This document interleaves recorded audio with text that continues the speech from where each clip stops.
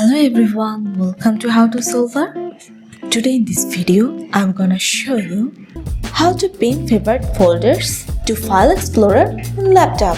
Before starting the video, please subscribe to How to Solver.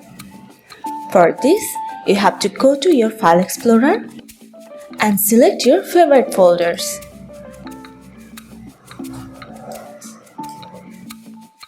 Now click the right button of your mouse.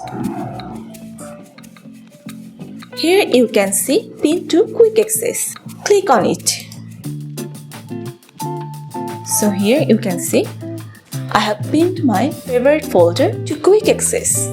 So this is how you can pin your favorite folder to File Explorer. That's it. So guys, that's it. You can do this. I think this video is very helpful to you. If it was, then give a thumbs up and hit the subscribe button. And thanks for watching.